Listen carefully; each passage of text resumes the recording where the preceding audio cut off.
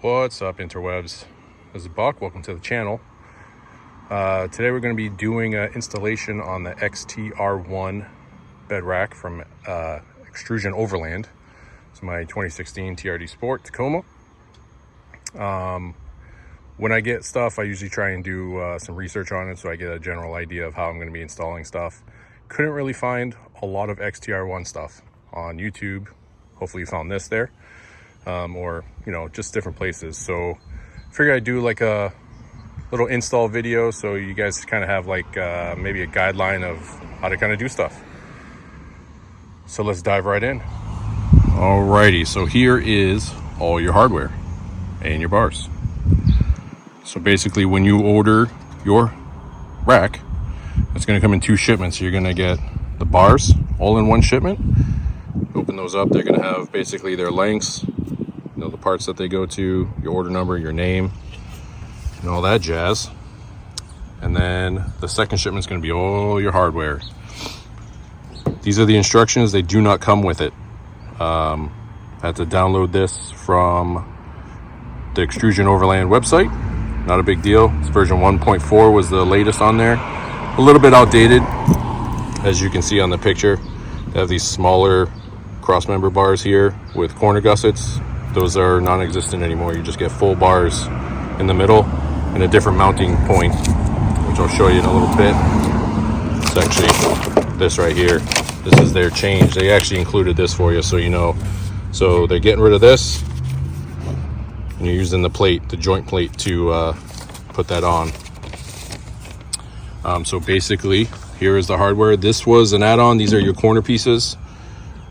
They call them like off-road corner brackets. That's those. They basically reinforce your corners. Here are the actual corners. So those, again, right there. You're going to basically mount your connections from your horizontal to your risers. These are those joint plates. So those basically are those. So they make your risers and then your sidebars that you use to mount everything. And then here are your corner brackets. I have on my Tacoma stock bed rails.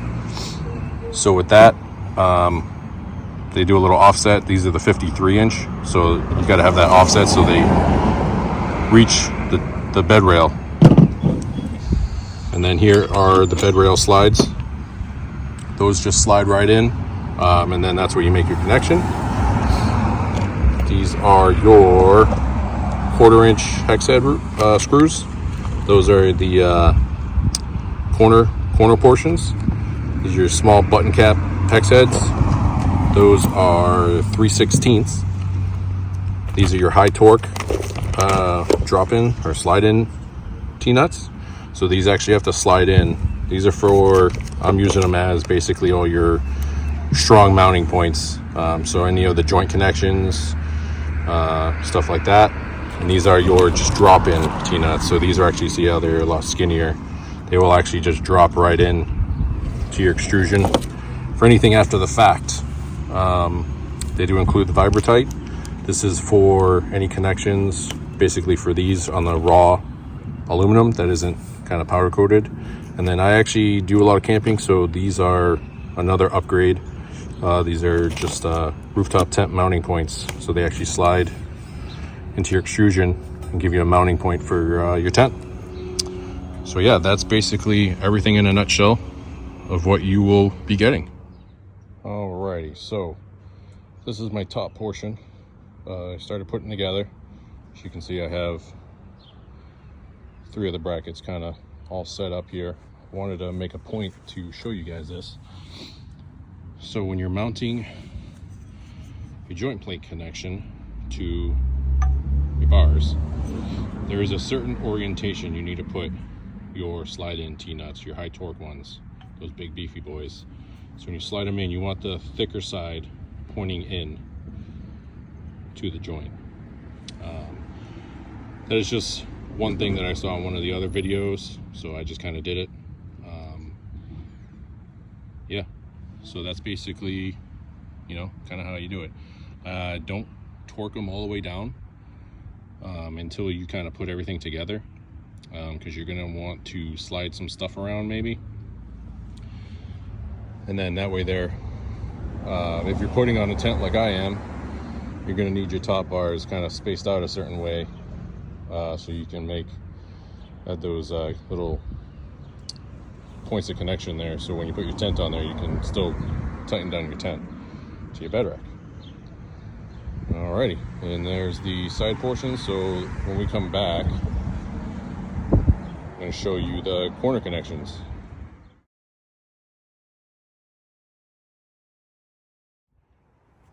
Alrighty, so we jumped ahead a little bit in time. It's been a little bit since the last portion there. So here's where I'm at. So that top portion that I showed you, I now put on the table, and then I started putting the side pieces on. For me, I actually, because I had these corner pieces, I slid them on first. Obviously you're gonna have to do that regardless if you have those, because these corner brackets here will not, as you can see, they bulge out a little, so you can't get it past there. Again, you can put them on after the fact. I just wanted to get them on just so I had them on, because I wanted to use the high torque slide-in nuts. So if you want to just use the drop-in tees, you certainly can do that after. So yeah, so I did that. And then what you can see over here is I put one of the side pieces on. You see the other one sitting over there somewhere. Yeah, over there. So what I did here is I put all these corners on first, onto the top portion. And then I actually ended up using these corner brackets, the reinforced off-road brackets here, to hold my riser pieces up.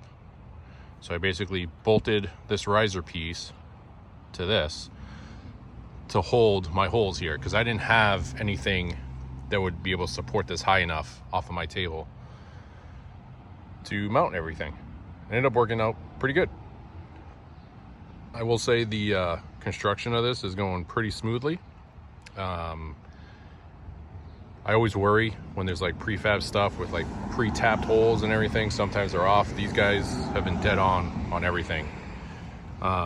You will see, if you actually read the instructions, they mention something about a drain hole. I guess in the older versions, they only had one of these drain holes. Looks like they have two. So any orientation you put that, either, you know, there's only two ways to do it, and they both get the same outcome. So when it rains, it'll collect in here and just drip out the back there. So yeah, making some headway. That's what we're looking like. I'm gonna just repeat that on the other side, and then we'll be working in the back of the truck. As you can see, I kind of moved some stuff over there.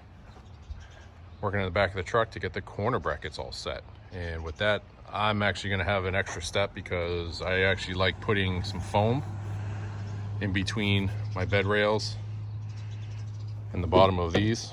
So basically put some foam where it's gonna rest, wherever the metal rests on my bed rails here. So you'll see that. And then we'll kind of loosely put them in to my bed rails, and then we can hopefully fit this bed rack on here. All right, welcome back. So as you can see, I've been working in the bed of the truck now. I got everything put together. Bed rack is basically all put together. I got all four of my brackets in. Here is one of those little one-off odd things. If you get the 53-inch bed rack for your Tacoma and you have your bed rails, there are bolts obviously that hold that bed rail on. You slide your pinch mounts, these metal pieces, in. The holes are offset, the threaded holes are offset, and they have like a collar on the back end. So that collar faces the outside of the truck. The offset is furthest in. All right, so you got that on both. And then what I noticed is on the front of the cab, you're actually gonna have to take, I don't know if you guys can see that at all. I don't think you can see it. Take that bolt out. That bracket, you can See right there, hangs out about 1/4 of an inch. That's basically on both sides. So that was a little weird thing, but hey, still feels pretty sturdy. Obviously you don't tighten those down, you kind of leave those loose, because the next step is you got to get a buddy, basically pick up the bed rack and slide it into your brackets there, and hopefully everything fits without an issue. And then you can go ahead and tighten everything down, at least the 4 brackets down, and then torque everything down to their specs. And then that'll pretty much wrap it up. So next time I come back, the bed rack will be on, and can kind of show you the finished product. Alrighty, so here it is, all mounted up.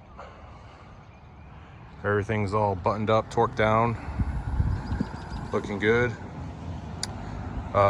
So as I mentioned before, those bolts in the corners there that hold the bed rails, those definitely have to come out. Those pinch mounts are gonna hang out about 1/4 of an inch. You can see I actually added some foam in there. I did put foam under the brackets that rest on the bed rack. That's just a preference of mine. I've seen people not do it. I do this because down the road, well, not down the road, a little bit, I'll be putting my tonneau cover back on, and probably have to notch out the brackets so they fit around these. But yeah, so this foam I put in basically just to kind of fill a gap, and then afterwards you can see I did it before. I actually put some tape down. I use like some heavy duty, like Gorilla tape or something, so it sticks to this and sticks to the rail of the tonneau cover. And then I pretty much get not so much a watertight seal, but definitely keeps 98% of the water out, so that's good. This bed rack is actually the cab height model. That was the height I went on.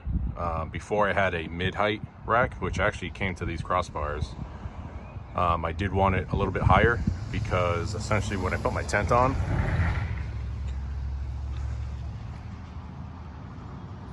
it's actually going to be just enough to clear my antenna, so I'll be able to have the tent over the cab of the truck a little more, instead of it hanging off the end here. So that's pretty much the install. Those are those brackets there, so you can see everything. Then the last portion will just be with that tonneau cover going back on, and that's pretty much it. So thanks for watching, guys. I hope this helped at least someone, because I know if I found this, I'd probably be like, oh, that's great. So thanks for watching, and if you guys like it, show me some love on there. Hit the like button, subscribe if you want. If I see some traction, maybe I'll do some camping videos. All right, guys, thanks.